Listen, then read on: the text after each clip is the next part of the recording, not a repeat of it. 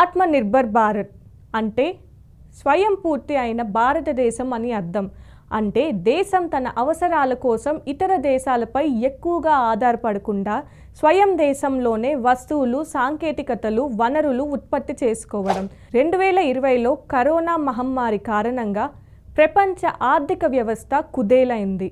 ఆ సమయంలో భారత ప్రధాని నరేంద్ర మోడీ గారు ఆత్మనిర్భర్ భారత్ అభియాన్ అనే కార్యక్రమాన్ని ప్రారంభించారు. దీని ముఖ్య ఉద్దేశం దేశీయ ఉత్పత్తి పెంచడం, స్థానిక పరిశ్రమలకు ప్రోత్సాహం ఇవ్వడం, దేశాన్ని ఆర్థికంగా శక్తివంతం చేయడం.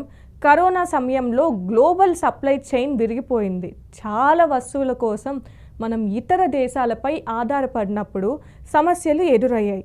దీన్ని అధిగమించడానికి మన దేశంలోనే ఉత్పత్తులను తయారు చేయాలని, మన పరిశ్రమలను బలోపేతం చేయాలని అవసరం ఏర్పడింది. ఈ క్రమంలో ఆత్మనిర్భర్ భారత సంకల్పం వచ్చి 5 ముఖ్యమైన సూత్రాలపై అభివృద్ధి చేయబడింది. ఆత్మనిర్భర్ భారత్ ముఖ్య ఉద్దేశం మేక్ ఇన్ ఇండియా భావనను మరింత ముందుకు తీసుకెళ్లడం, దేశీయ ఉత్పత్తిని పెంచడం, ఎగుమతులను ప్రోత్సహించడం, దిగుమతులను తగ్గించడం ప్రధాన లక్ష్యం. అలాగే చిన్న మధ్య తరహా పరిశ్రమలకు MSME సహాయం చేయడం, వ్యవసాయ రంగానికి ప్రోత్సాహం ఇవ్వడం, సాంకేతికతను దేశంలోనే అభివృద్ధి చేయడం కూడా ఇందులో భాగం. దీనివల్ల మన దేశంలో ఉద్యోగ అవకాశాలు పెరుగుతాయి, విదేశీ కరెన్సీ ఆదా అవుతుంది, దేశ ఆర్థిక వ్యవస్థ బలపడుతుంది.